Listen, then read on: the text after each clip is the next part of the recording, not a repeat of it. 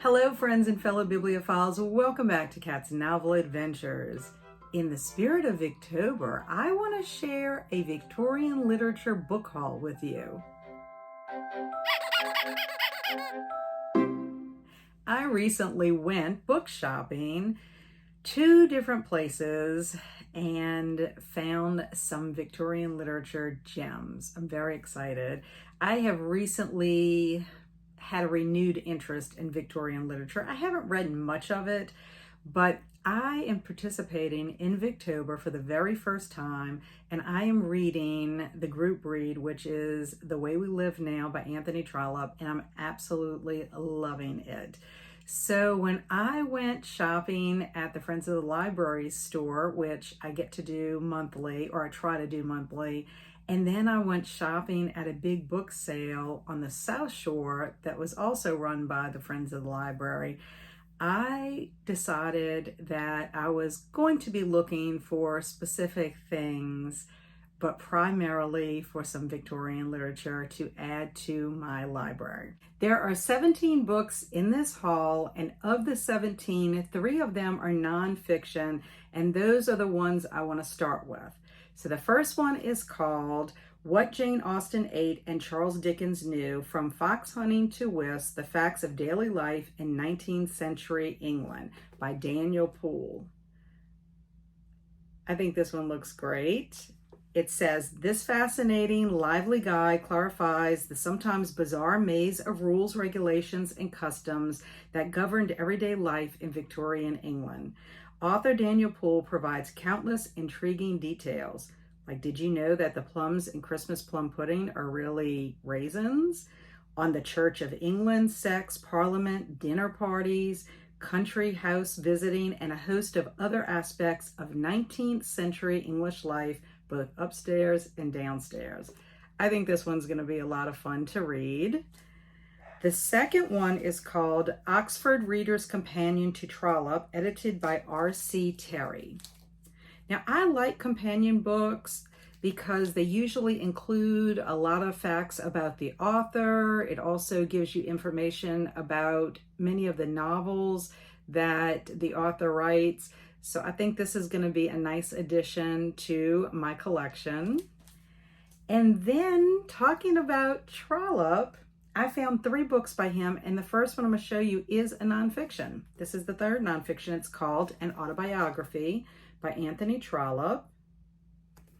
And this one says that Trollope was born in 1815, the product of a formidable mother and a tragically unsuccessful father who was socially ambitious for his sons.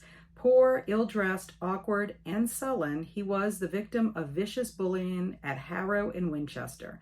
But he had inherited his mother's determination and managed later to carve out a successful career in the General Post Office while devoting every spare moment, except the hunting season, to writing. How he paid his groom to wake him every morning at 5:30 a.m. and disciplined himself to write 250 words every quarter of an hour has become a part of literary legend. His efforts resulted in over 60 books, a sizable fortune and fame, and in An Autobiography, Trollope looks back on his life with some satisfaction. Perhaps as interesting as the facts he reveals and the opinions he records about Dickens and George Eliot, politics, and the civil service are the judgments he passes on his own character. So I do think this one is going to be interesting. Like I said, I'm in the middle of reading my first Trollope right now, so I like to know a little more about the man behind the story. Next are 2 books by Trollope called The Prime Minister. Let me show you that one first, The Prime Minister. And then the second one is called The Duke's Children. Now, I didn't realize this, but these 2 books are part of a series. This one is the 5th and this is the 6th of a series called the Palliser Novels. It says together they provide an exceptionally rich and telling expose of the British way of life during the period of its greatest prestige. The next 2 books are by Henry James, and the first one is Washington Square, which follows the coming of age of its plain-faced, kind-hearted heroine, Catherine Sloper. And then the next one is called The Turn of the Screw, The Aspirin Papers, and Two Stories. And the two stories in here are The Jolly Corner and The Beast in the Jungle. Now, I have read nothing by Henry James. However, I have seen a couple of movie adaptations based on The Turn of the Screw, which is a ghost story. It is about a governess haunted by spirits that seem connected to the children in her care. And in The Aspirin Papers, cultures, generations, and genders clash as a literary historian tries to pry a packet of letters written by an important American poet from the woman to whom they were sent many years earlier. The next two books I picked up are by George Eliot, and the first one is called Silas Marner. I heard about this book on Tiffany's channel, Beautiful Minutia. This was included in her video about short Victorian literature. It is a moral allegory of the redemptive power of love. It is also a finely drawn picture of early 19th century England in the days when spinning wheels hummed busily in the farmhouses, and of a simple way of life that was soon to disappear. And the next book is called Middlemarch. Now, I have heard this one mentioned on different channels, and it's a chunker.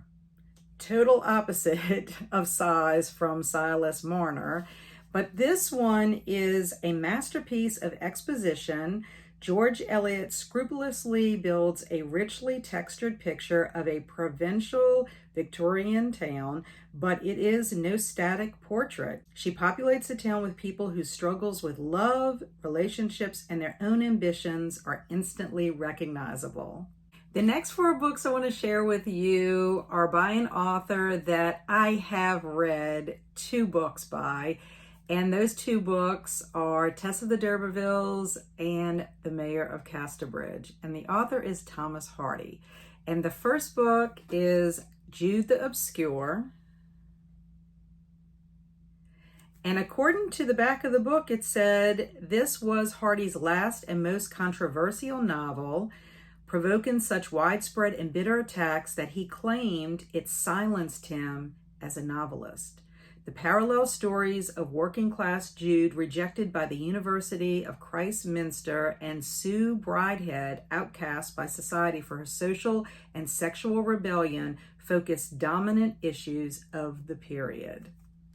So that will be an interesting read. And then the next one is called The Woodlanders.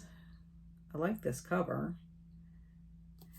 And this one is about when country girl Grace Melbury returns home from her middle-class school, she feels she is now above her suitor, the simple woodsman Giles Winterbourne. Giles Winterbourne. Though their marriage has been discussed, Grace soon finds herself captivated by Dr. Edred Fitzpiers, a sophisticated newcomer to the area, a relationship that is encouraged by her socially ambitious father. And then the next one is called The Return of the Native. And this is one of Thomas Hardy's most powerful works. It centers famously on Egdon Heath, the wild, haunted Wessex moor that D.H. Lawrence called the real stuff of tragedy. The Heath's changing face mirrors the fortunes of the farmers, innkeepers, sons, mothers, and lovers who populate the novel. And at least in the case of the first two novels that I've read, Tess as well as The Mayor of Casterbridge, he tends to write some sad stories. So I'm wondering if these are going to be sad. I'm thinking that maybe Jude the Obscure might be, if it had controversy surrounding it. And then the last Thomas Hardy book that I have is actually an anthology of his poetry. It's supposed to be his best poems. It's called Thomas Hardy, Pastoral Muse. And what I like about this one is it has illustrations, and the illustrations are really pretty. They're very nice. So that's one of them. Isn't that pretty? And then I saw one in here. Yes, Christmas. It's a Christmassy one. So I think this one's going to be nice to read. I like poetry, I just don't read enough of it. The last 4 books I want to share are by various authors, and the first one is The Hound of the Baskervilles by Sir Arthur Conan Doyle. I have only read one short story by Doyle, and that is The Adventure of the Blue Carbuncle. This is supposed to be the most famous of the Sherlock Holmes stories. It features the phantom dog of Dartmoor, which, according to an ancient legend, has haunted the Baskervilles for generations. When Sir Charles Baskerville dies suddenly of a heart attack on the grounds of the family's estate, the locals are convinced that the spectral hound is responsible, and Holmes is called in. The next book is a book that I heard on Tiffany's channel in her video for short Victorian literature, and that is 3 Men in a Boat by Jerome K. Jerome. And I'm thinking it's a story about 3 men's adventures in a boat. And then the next 2 books are books that I heard on Mitzi's channel. Her channel is Mitzi Reads and Writes, and she talks a lot about both of these authors. And the first one is called Wives and Daughters by Elizabeth Gaskell. Look at that cover. And this one is set in English society before the 1832 Reform Bill. It centers on the story of a youthful Molly Gibson brought up from childhood by her father. It also says that Wives and Daughters, generally thought to be Elizabeth Gaskell's finest achievement, is a departure from her earlier social fiction such as Mary Barton and North and South.